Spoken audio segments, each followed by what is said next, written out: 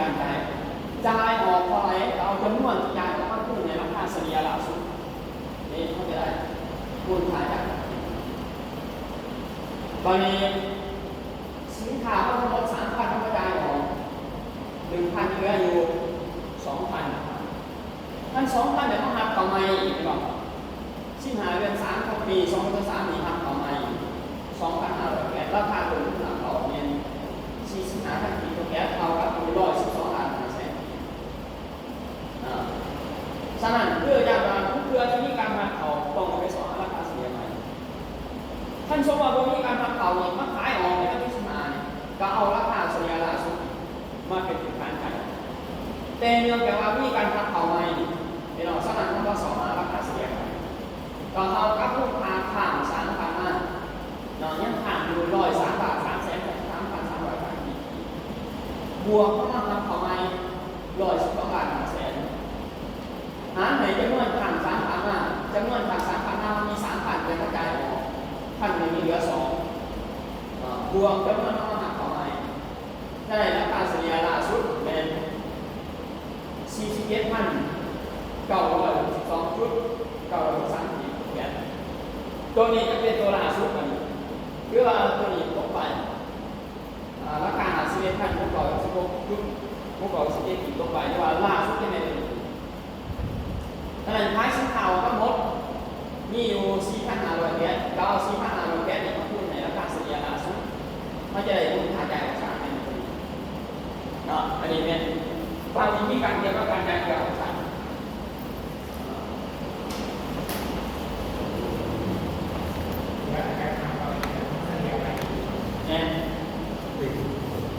เอาตัวข้าง3,500มาบวกกับตัวน้ำมาน้ำในจำนวนข้าง3,500บวกกับตัวน้ำ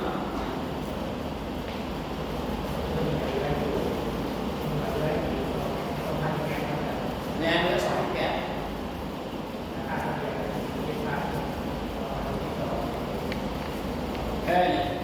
แต่ว่าตัวนี้ท้ายของรถหมายความรถมัน4,500ส่วนว่าท้ายของเรือ4,000เหลือ500ราคาจะเป็นนี้มูลค่าต้องไปเอา500คูณในราคาจะออกมาเป็นมูลค่าเนี่ยน่าเสียเลยที่ราคายังไงล่ะทุกเครื่องที่มีการทำการก่อสร้างของเลยไปสอนราคาเสียใหม่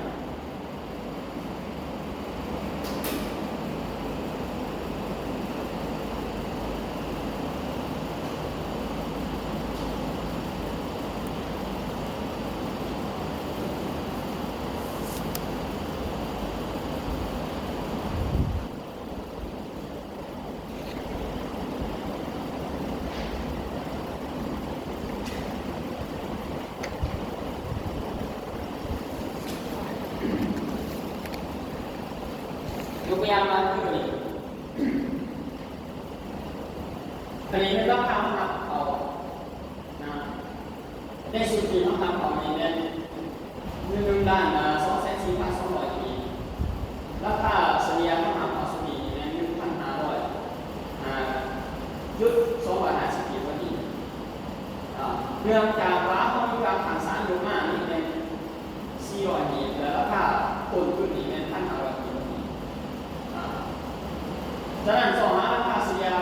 ค่ายราคาการก่อสร้างแต่ละครั้งก็คือเอาหุ้นค่าขาดเอากับจำนวนการหุ้นในราคาบวกหุ้นค่าทำไมหารในจำนวนค่าบวกจำนวนได้ราคาเฉลี่ยล่าสุดแอน1,503 จุด54 ปี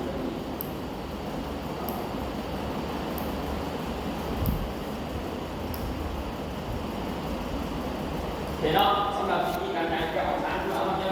เอาเลยเป็น2 วิธีนะพอเราคิดก่อนเป็นอยากจะนำเสนอเกี่ยวกับวิธีการจ่ายเกี่ยวกับสารเนี่ยการโชว์แบบของตอน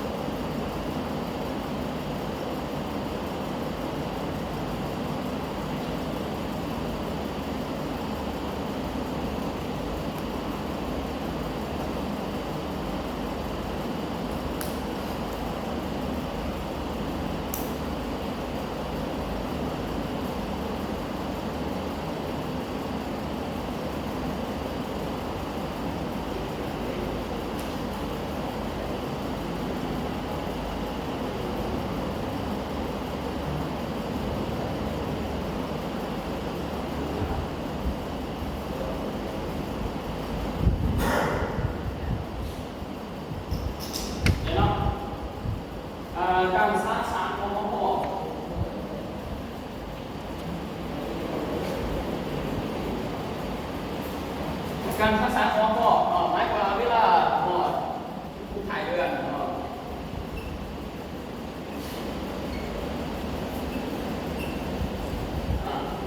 ่อนผู้ถ่ายเรือนคือเราจะได้ภาษาของพ่อการภาษาของพ่อนี้เป็นการเทียบระหว่างอาพอลูกค้าเพิ่มส่วนเทาและส่วนหอมถ้าว่าเทียบแล้วหากตกหนึ่งในสองเงื่อนไขนี้ก็คือว่าปฏิบัติตามประการเดิมทาง432โอปอส่วนหอมหากหลายกว่า166โอปอส่วนเทา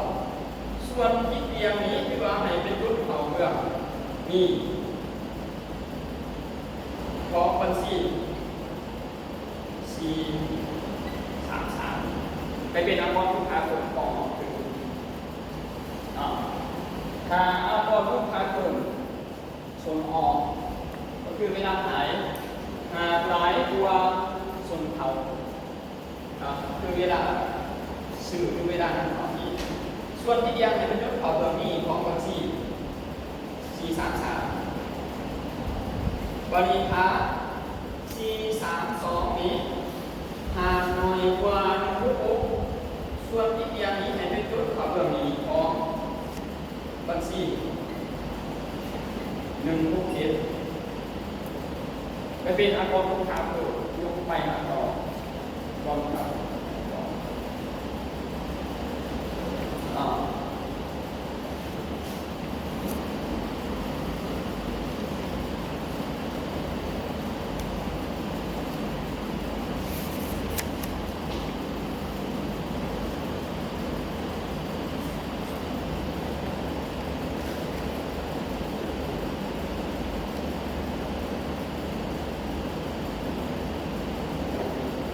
คำว่าสารหมายความได้ยังไงบัญชี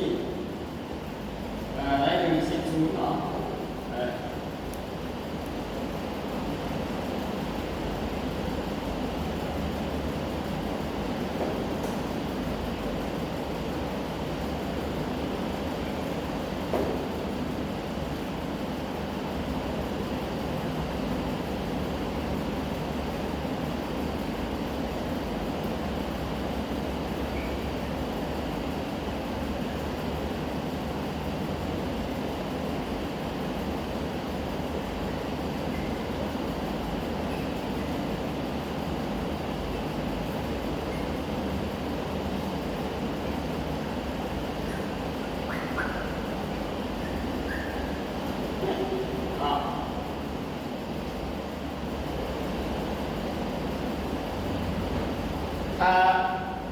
432ทำร้ายกว่า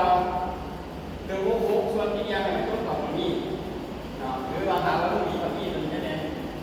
432ตัดไป166 433ตัวนี้ถ้าว่าลูกนี้กับนี้จะเป็น432 166เด็ดตัดไป166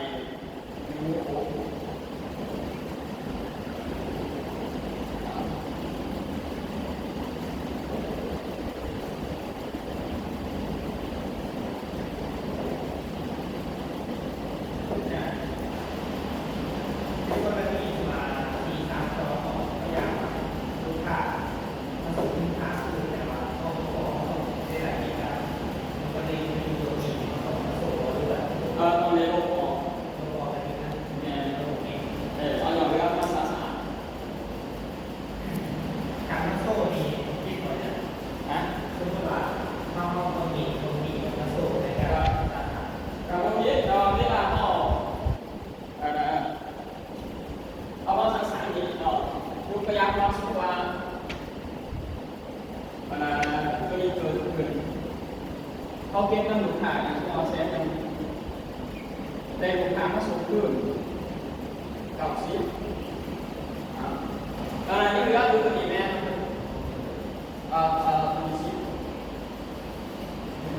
เหลือดูเก่าซิฉะนั้นเก่าซินี้จะเป็นตัวภาษาศาสตร์จะเอาหน่อเหลือครับว่าหน่อเหลือตัวนี้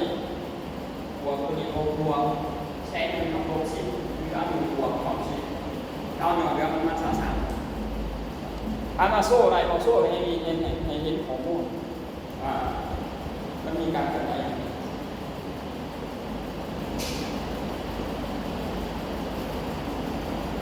เห็นแล้วจะว่าการสาสารแล้วก็